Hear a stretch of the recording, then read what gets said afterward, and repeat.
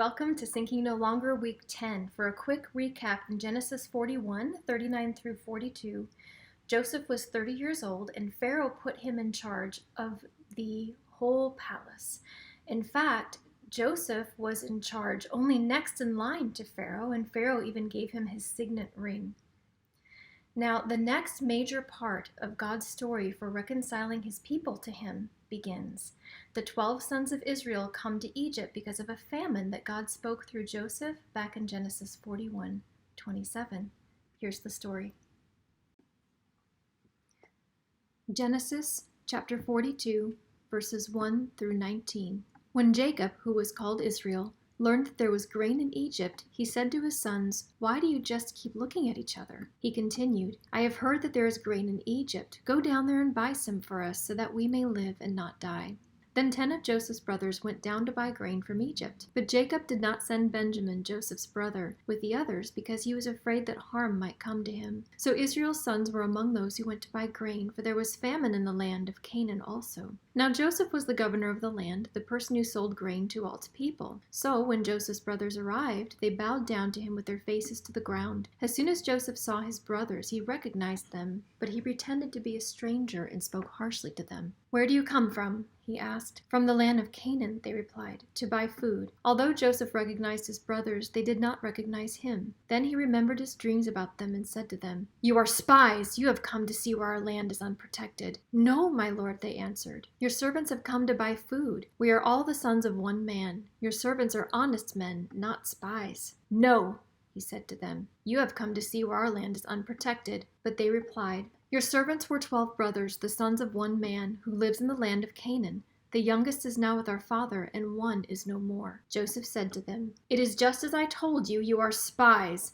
and this is how you will be tested. As surely as Pharaoh lives, you will not leave this place unless your youngest brother comes here. Send one of your number to get your brother. The rest of you will be kept in prison so that your words may be tested to see if you are telling the truth. If you are not, then as surely as Pharaoh lives, you are spies." And he put them all in custody for 3 days. On the 3rd day, Joseph said to them, "Do this, and you will live, for I fear God. If you are honest men, let one of your brothers stay here in prison while the rest of you go and take grain back for your starving households. But you must bring your youngest brother to me, so that your words may be verified and that you may not die." This they proceeded to do.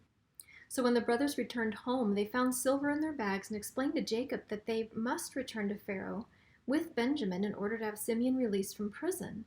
After many days had passed, Jacob very reluctantly sends Benjamin back with them and double the amount of silver to return to Pharaoh in case the silver in their bags was a mistake. They could have been accused of stealing. So Jacob wanted to be sure that in good faith they appeared honest, and they had honest hearts, to return to Pharaoh in case it was a mistake. So Joseph fills all their bags, sends them away again, but they are arrested and returned to the palace because Joseph had his silver cup put in Benjamin's bag as a setup. So here's what happens next when the brothers face Joseph.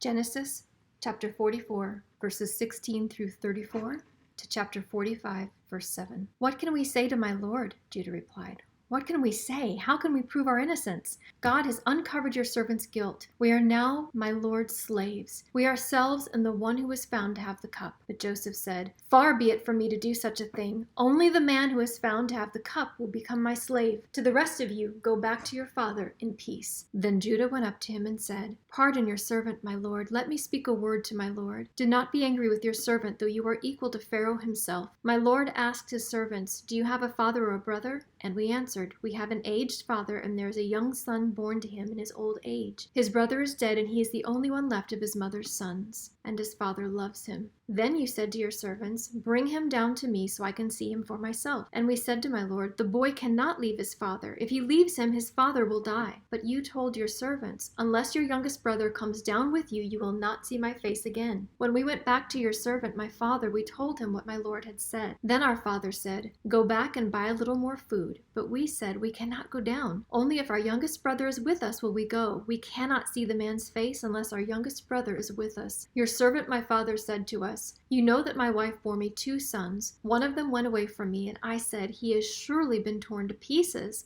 and I have not seen him since. If you take this one from me too, and harm comes to him, you will bring my gray head down into the grave in misery. So now, if the boy is not with us when I go back to your servant my father, and if my father, whose life is closely bound up with the boy's life, sees that the boy isn't there, he will die. Your servants will bring the gray head of our father down to the grave in sorrow. Your servant guaranteed the boy's safety to my father. I said, if I do not bring him back to you, I will bear the blame before you, my father, all my life. Now then, please let your servant remain here as my lord's slave in place of the boy, and let the boy return with his brothers. How can I go back to my father if the boy is not with me? No, do not let me see the misery that would come on my father. Then Joseph could no longer control himself before all his attendants, and he cried out, have everyone leave my presence. So there was no one with Joseph when he made himself known to his brothers. And he wept so loudly that the Egyptians heard him, and Pharaoh's household heard about it. Joseph said to his brothers, I am Joseph. Is my father still living? But his brothers were not able to answer him because they were terrified at his presence. Then Joseph said to his brothers, come close to me.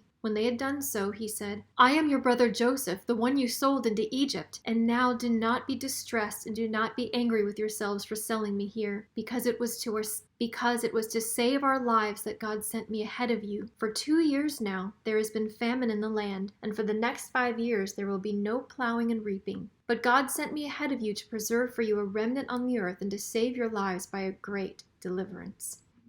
From the commentary I've read, there seems to be a majority understanding that Joseph tested his brothers for 2 reasons. He wanted to get information about the wellness of his father and Benjamin. Now Benjamin and Joseph were the sons born to Rachel, the wife of Jacob, that he loved from the beginning. He also wanted to test his brothers' character, to see if they had changed, if they had remorse for what they did to Joseph, and if they are now honest men. Now, this testing reveals the heart of Judah, who pleads on behalf of his father's love for Benjamin and offers himself as a sacrifice for Benjamin's crime, so that Benjamin can return home.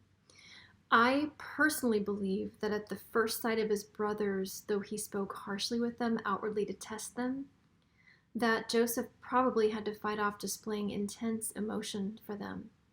I believe that he had already forgiven them and was overwhelmed with love, even if mixed with grief for how they treated him. Genesis chapter 46, verses 1 through 7. So Israel set out with all that it was his, and when he reached Beersheba, he offered sacrifices to the God of his father Isaac. And God spoke to Israel in a vision at night and said, Jacob, Jacob. Here I am, he replied. I am God, the God of your father, he said. Do not be afraid to go down to Egypt, for I will make you into a great nation there. I will go down to Egypt with you, and I will surely bring you back again, and Joseph's own hand will close your eyes. Then Jacob left Beersheba, and Israel's sons took their father Jacob and their children and their wives in the carts that Pharaoh had sent to transport them. So Jacob and all his offspring went to Egypt, taking with them their livestock and the possessions they had acquired in Canaan. Jacob brought with him to Egypt his sons and grandsons and his daughters and granddaughters, all his offspring.